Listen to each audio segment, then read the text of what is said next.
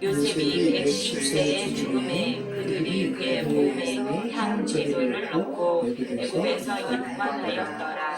아멘. 네, 애굽에서 입관하였더라. 네. 창세기 116번째고 드디어 2년이 넘은 시간 가운데 우리 창세기 말씀을 오늘로써 마무리하게 됩니다.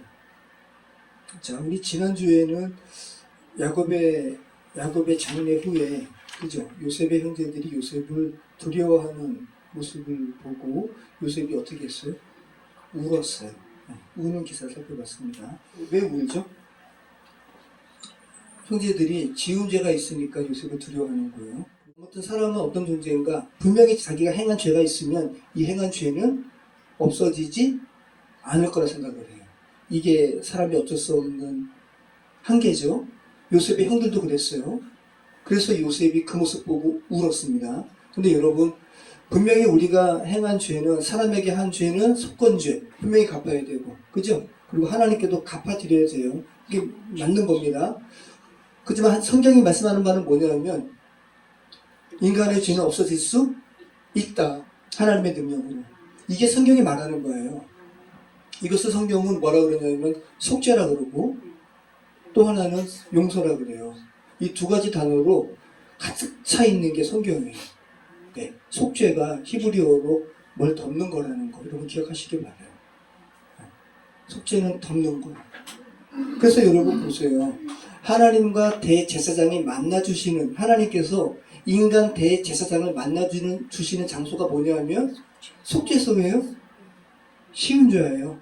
쉬운 죄. 하나님의 은혜가 베풀어지는 자리.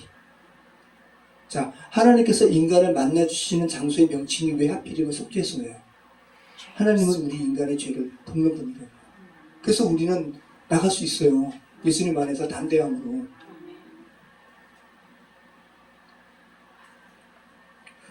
그리고 하나님께서 우리를 용서하시는 분이시죠. 하나님께서 우리를 용서하신다는 것이 결정적으로 농축된 상징물이 뭐예요? 이게 십자가예요. 자, 이게 왜 용서의 결정체입니까? 예수님께서 인간의 모든 죄를 자신이 다 짊어지고 받으신 거예요. 그래서 하나님의 진노가 예수님께서 다 지셨다고요. 그죠? 그러니까 인간의 법도 일사부재리라고요. 이미 치러진 형벌은 재차 심리할 수 없다. 이게 인간도 이것을 안다고요. 이 하나님의 진리를 인간의 법도 어렴풋이 그림자로 취해가지고 일사부재리의 원칙을 만들었대요. 네. 우리의 죄는 덮여지는 것이고 우리의 죄는 없어져요. 이게 용서입니다. 하나님의 용서입니다. 이게 정말 놀라운 진리죠. 근데 이거를 몰라가지고 사람들이 자기 죄의 무게에 못 이겨서 정말. 자, 그리고 우리가 지난주에 살펴본 중요한 부분은 어떤 거였죠? 우리가 이미 행위로 실행해버린 이 죄마저도 하나님께서는 선한 것으로 바꾸시는 분이시다. 네. 야, 이건 너무 놀라운 거죠. 그 창세기 50장 10절 말씀이었어요. 당신들은 나를 헤아려 하였으나, 이거 헤아려 하였다라는 말, 이거 하사부란 말이었잖아요. 그런데 하나님은 그것을 선으로 바꾸사, 이것도 하사부예요. 똑같은 단어 가지고 당신들은 나를 정말 헤아려 했어요. 그래서 나를 꽁꽁 묶어가지고 구덩이에 빠뜨리고 애굽으로 가는 상인들에게 팔아넘기고 당신들의 죄는 실제 했습니다. 당신들이 거기에 대해서 죄책감 갖는 거 마땅해요. 근데 하나님께서는 그것을 선으로 바꾸셨다. 그리고 우리는 악한 것을 계획하고 짜고 생각하고 실행하지만 주님께서는 그것마저도 선한 것으로 바꾸시는 분이시다. 왜? 창조주이시니까. 놀라운 하나님의 능력을 지난주에 요셉이 말씀하고 있었습니다. 우리의 지난 삶이 어떻게 깨끗할 수 있겠어요, 그죠? 지저분하고 더럽고 생각하기도 싫은 거. 근데 그거 여러분 하나님께 올려드릴 때 하나님께서는 그것을 거룩하고 하나님의 은혜를 증거하는 것으로 새롭게 짜신다고요. 여러분의 삶을 하나님께 올려드리시기 바랍니다. 자, 우리 오늘 말씀 읽도록 하겠습니다.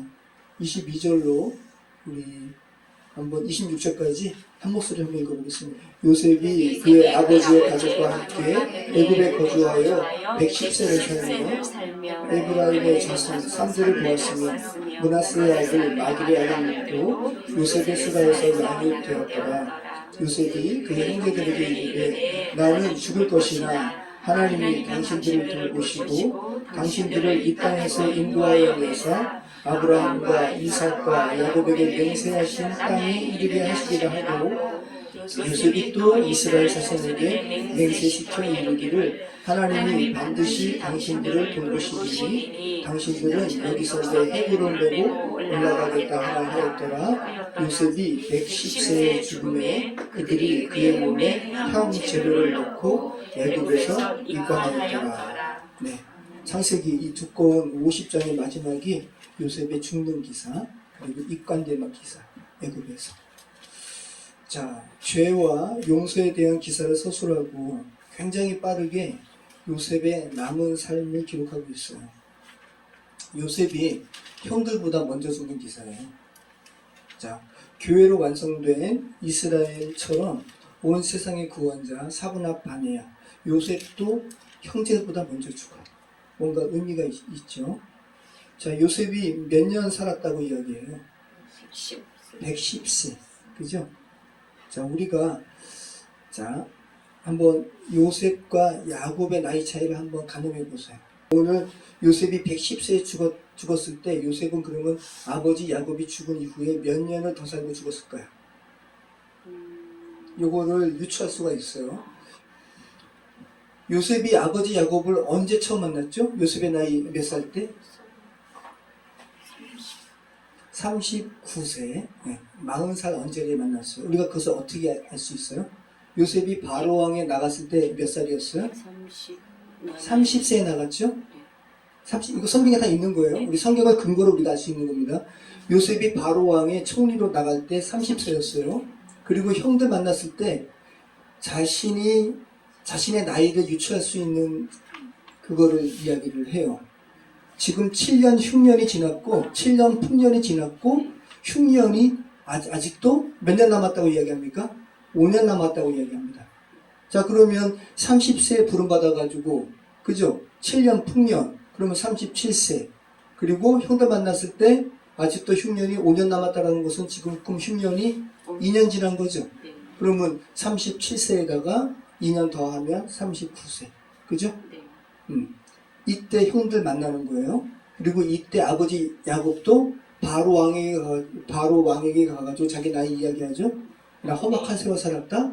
130세다.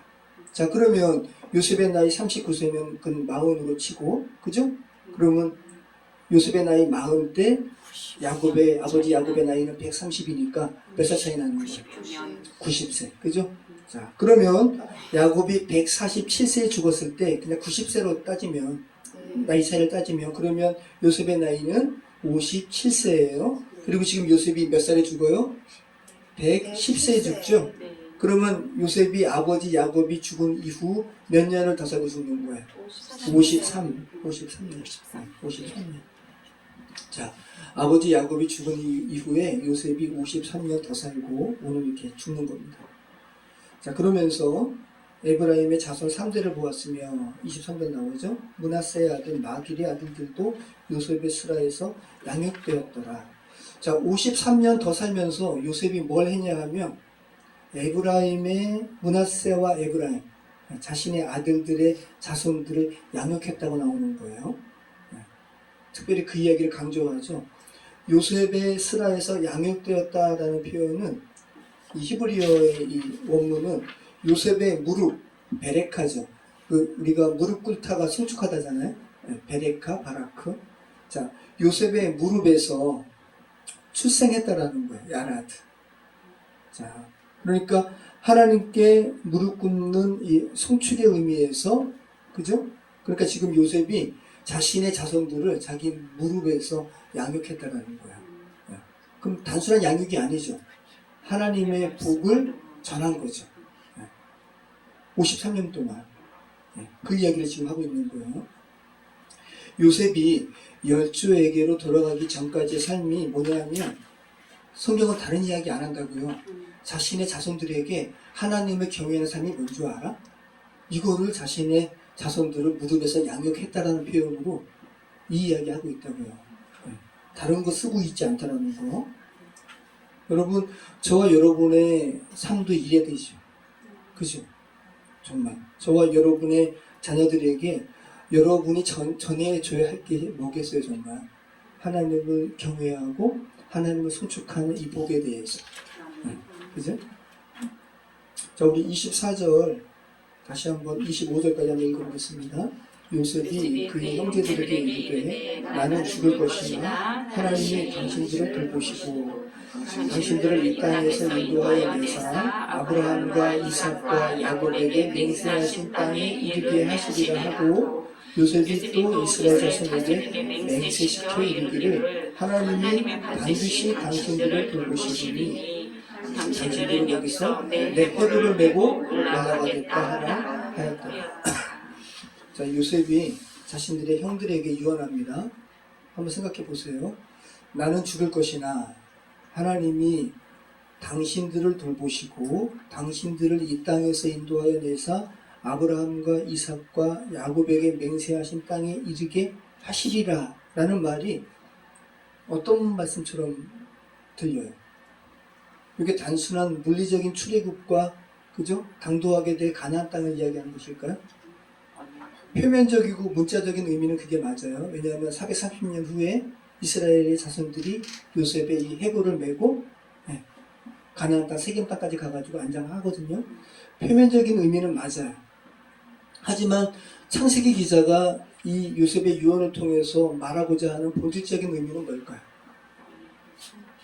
자, 나는 죽을 겁니다. 그저 형들에게 이야기하는 거예요. 그러나 하나님이 당신들을 돌보시고 라는 말로 번역된 이 말은 뭐냐면 하나님께서 여러분을 다시 찾아오실 것이라는 파라드라는 말이에요. 주께서 찾아오실 것입니다. 누구를? 당신들을. 왜 하나님께서 형들, 이스라엘의 자손들을 찾아오세요? 이스라엘 자손들은 애굽에서 죽으면 안 되니까. 애굽은 미츠라임이라고 그랬죠? 맞조르라는 자신만 제한된 이 죄된 요새와 같은 도시에서 요새와 같은 세상에서 하나님의 백성들이 죽으면 안 되잖아요. 그러니까 주님께서 찾아오셔가지고 출애굽 시킨다는 말이에요. 그죠? 네. 지금 그 이야기 하는 거예요. 그러면서 뭐라 그래요? 하나님께서 이 맞조르, 여러분들이 갇힌 애굽 미츠라임에서 뽑아내셔서 주께서 맹세하신 그 땅 하에레츠에 이르게 하실 것입니다. 누구에게 맹세하신? 아브라함과 이삭과 야곱에게 맹세하신 그 땅에 이르게 하실 것입니다. 그러면 하에레츠, 그 땅이 단순한 물리적인 이 가나안 땅이 아니라 그죠? 하나님의 나라가 실현하든 현실화된 이 천국을 이야기하는 거예요. 이 땅 가운데. 그러니까 우리를 죄된 세상에서 뽑아내셔서 여러분 지금 죄된 세상 가운데서 주께서 뽑아내셨죠? 바로 여러분 하늘나라 가셨어요? 아니죠? 지금 이 땅 가운데 하나님의 나라를 지금 여러분이 실현시키고 계신 거예요. 이게 토기장의 집의 사역이죠. 그러니까 이 말은 한마디로 이야기하면 하나님께서 여러분을 찾아오셔서 여러분 안에 거하실 거예요. 그리고 여러분을 성전 만드실 거예요. 그 이야기죠.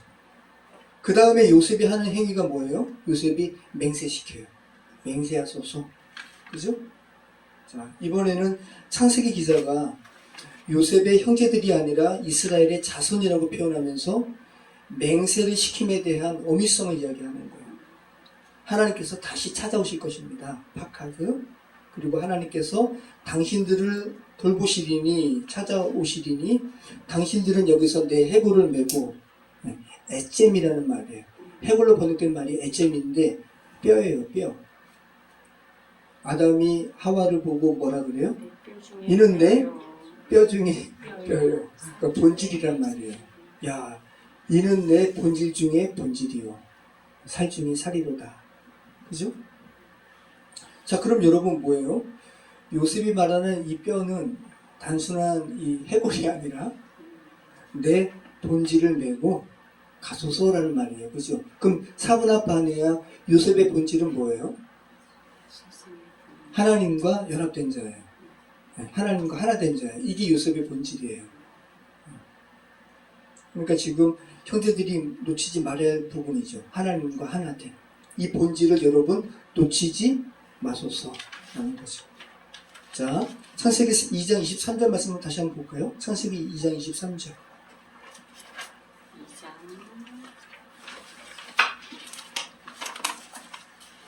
아담이 여자에게 처음 한 말이에요. 그러니까 남자와 여자가 같음을 하나님께서 보여주신 말씀이죠.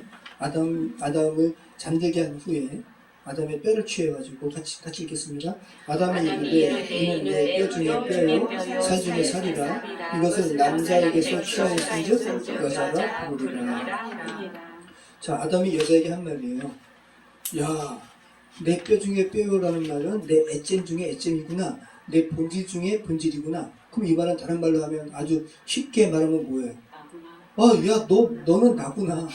그죠? 야, 너 나네. 라고 이야기하는 거야. 그죠? 자, 그런데 이 바울이 이 말씀을 들어가지고 에베소서 5장에서 남자와 여자, 남편과 여자의 관계를 설명하면서 나중에 뭐라 그래요? 나 이거 그리스도와 교회에 대해서 이야기하는 거야. 라고 이야기하죠. 그러면 그리스도께서 교회된 저와 여러분을 보시고 뭐라 그러신다는 거예요? 야, 너 나네. 그죠? 그럼 죄된 세상 사람들도 여러분의 모습을 보고 여러분 모습 안에서 예수님을, 그죠? 이게 지금 성경이 말하는 바예요. 네. 놀라운 거죠. 놀라운 말씀이에요, 정말. 여러분이 그런 존재로 부름받았다는 거예요. 그러니까 저와 여러분이 정말 예수님을 영접하면 예수님께서 천국문에서 여러분을 내칠 수가 없는 거죠. 자기니까. 그죠? 그 이야기를 분명히 할 수 있어야 되는 거예요. 자, 우리 26절 다시 한번 읽어보겠습니다. 요셉이 110세의 죽음에 그들이 그의 몸에 향재료를 넣고 애굽에서 입관하였더라. 야, 창세기의 마지막 구절입니다. 110세의 요셉이 죽음에 그들 이스라엘의 자손들이 요셉의 몸에 가나안의 수산물, 가나안의 특산품이에요. 천국을 상징하는 가나안의 특산품인 향재료, 유향, 모략, 향품, 이 하나트라고 했잖아요. 육신적인 본성의 완전한 죽음을 의미하는 거예요. 이 특산품을 넣고 장사한 거야. 입관한 거야. 야곱의 죽음과 똑같죠. 자, 입관하였다라는 말이 뭐라고요? 아까 우리가 주변에서 살펴봤죠? 아론, 괴, 상자예요. 자, 문자로만 보면 이걸 문자로만 보면 사람이 죽어요. 그럼 시체에다가 뭐 하죠? 방부제 넣고 푸르말린 바르고 나무로 만든 관 속에 넣는 거죠. 표면적인 건 그래요, 그죠? 근데 이 이면의 의미는, 자, 어디에서 입관하였다라고 나옵니까? 애굽에서, 죄된 세상에서 완전히 죽어야죠, 그죠? 완전히 장사를 해야죠. 그래야지 하나님의 백성 되는 거예요. 자, 그런 걸 다 여러분 보시기 바래요. 자, 우리가 시체가 되어가지고 방부제가 발리고 관에 들어가는 모습은 모든 이 세상에 태어난 모든 사람들의 물리적인 마지막 모습이에요. 표면적인 인간의 덧없는 모습을 표현하는 듯해요. 그런데 영적인 의미는 그게 아니라는 거죠. 성경이 말하는 바는 이 요셉이 애굽에서 입관되었다라고 번역한 이 아론이라는 말이 구약 성경에서 오늘 처음 나와요. 그리고 구약 성경에서 몇 번 나오냐면 174번 나와요. 자, 입관이라는 말은 오늘만 쓰이는 거고 나머지는 다 궤, 증거 궤, 하나님의 궤, 언약 궤, 네, 법 궤, 이 말로 쓰여요. 아론이. 자, 그러면 여러분 법궤, 언약궤, 말씀궤, 증거궤가 뭐예요? 하나님의 말씀이 담긴 상자. 그죠? 자, 하나님의 말씀이 담긴 이 상자 위에 뭐가 있어요? 이 하나님의 말씀이 담긴 상자를 덮는 뚜껑이 섞여 있어요. 야, 그러면 가만 보세요. 야, 너희 죄 가운데 죽지 않아도 돼. 죽지 않아도 돼. 그죠? 그리고 내가 너를 거기서 만날 거야. 모세기 이야기하거든요. 하나님께서. 자, 그러면 성경책은 너희 죄 가운데 죽지 않아도 돼라는 이 말로 가득 차 있죠. 이 성경책을 덮는 뚜껑이 쉬운 줄 알아요. 성경이 말하는 바를 여러분, 성경은 그러니까 하나님은 성경책을 통해서 너희 죄 가운데 죽지 말아라, 제발 죽지 말아라라는 말을 반복적으로 하고 있는 책이 성경책이라는 거예요. 자, 애굽 미츠라임에서 세상에서 죽은 하나님과 하나 된 요셉이 궤 속으로, 상자 속으로 들어가는 장면으로 창세기는 마지막으로 소설되고 있어요. 그리고 430년 후에 출애굽할 때 이스라엘 백성들이 이 궤 메고, 그죠? 요셉의 관을 메고 가나안을 가는 거거든요. 그러면 말씀궤로 이야기한다면 430년 후에 이스라엘 백성들이 가나안으로 가는 그 궤는 뭐예요?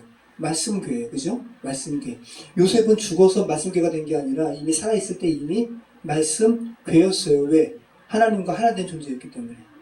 그죠? 그걸 기억하시기 바라요. 굉장히 상징적인 장면이에요. 이미 살아있는 요셉은 말씀궤입니다. 하나님의 말씀으로 채워진 자고 하나님과 온전히 하나 된 자죠. 하나님과 온전히 하나가 된 자가 형통한 자예요. 요셉은 하나님께 형통한 자였어요. 그래서 요셉의 청지기도 똑같아요. 요셉과 하나가 되었어요. 그래서 요셉만 알 수 있는 형제들의 나이 든 순서를 다 맞추는 거예요. 그죠?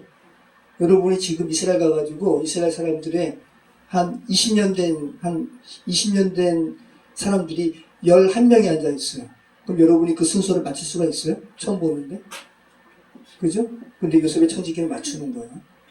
왜? 요셉과 하나 된 자니까. 요셉이 하나님과 하나 된 자인 것처럼. 성경은 요셉에게 그 이야기를 계속하는 거예요. 하나님과 하나 된 자는 이런 자예요.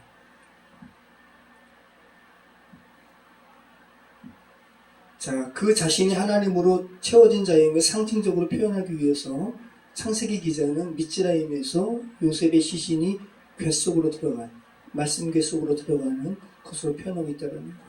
그리고 이것을 우리말 성경은 입관되었다고 이렇게 번역을 했습니다. 자, 그러면 여러분 이 말씀궤가 오늘 처음 나오잖아요. 아론이 처음 나오잖아요. 그럼 아론이 성경에서 마지막으로 나오는 장면은 어딜까요? 174번 나왔다고 그랬잖아요. 자, 그럼 여러분이 한번 이제 영적인 아마 통찰력으로 한번 유추해 보세요. 자, 그러면 말씀궤가 성경에서 마지막으로 쓰이고 이제 더 이상 안 나오는 이 아론은 어떤 내용으로 쓰이고 안 나올까요? 여러분의 영적인 한번 이렇게 통찰력을 한번 키워보세요. 말씀궤가 이 물리적인 말씀궤잖아요. 물리적인 말씀궤가 더 이상 성경에서 나오지 않아도 될 마지막 문장은 뭘까요? 여러분이 말씀궤가 되었죠? 자, 여러분 안에 지금 하나님의 말씀이 있죠? 그럼 여러분이 하나님의 말씀 상자로 지금 완성되었으면 물리적인 언약궤, 물리적인 증거궤가 필요 있어요, 없어요? 필요 없죠. 더 이상 필요 없을 것이다 라는 이 문장에 아론이 쓰이고 이제 안 나오는 거야. 이해되시죠? 네. 지금 이스라엘에서 지금 말씀궤가 어디 있을까 막 찾는다 그래요. 네? 이슬람 사람들도 찾고. 찾을 필요가 있어요, 없어요? 물리적인 말씀궤 여러분 찾아서 뭐 하려고요? 그거 가지고 있으면 구원받아요? 아니잖아요, 그죠? 네. 그 말씀 한번 보실게요. 예레미야 3장 13절로 17절 말씀 사이에 이 언약궤 나오고 아론 나오고 이제 안 나와요.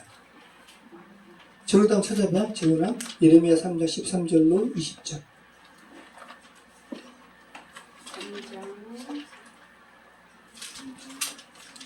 예레미야 3장 13절로 20절 말씀. 구약성경 1053페이지입니다. 1053.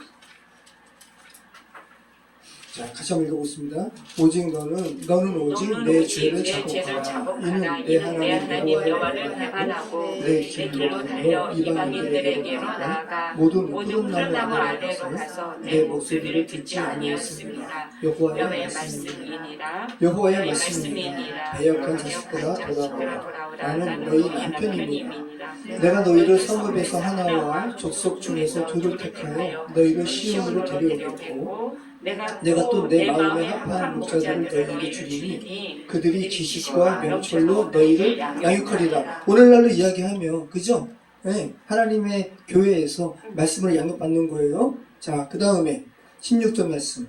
여호와의 말씀이니라 너희가 이 땅에서 번성하여 많아질 때에는 사람들이 여호와의 언약궤를 다시는 말하지 아니할 것이요 생각하지 아니할 것이요 기억하지 아니할 것이요 찾지 아니할 것이요 다시는 만들지 아니할 것이며 이게 여기서 여호와의 언약궤가 아론인데 마지막으로 쓰인 거예요. 174번째라고요 이게.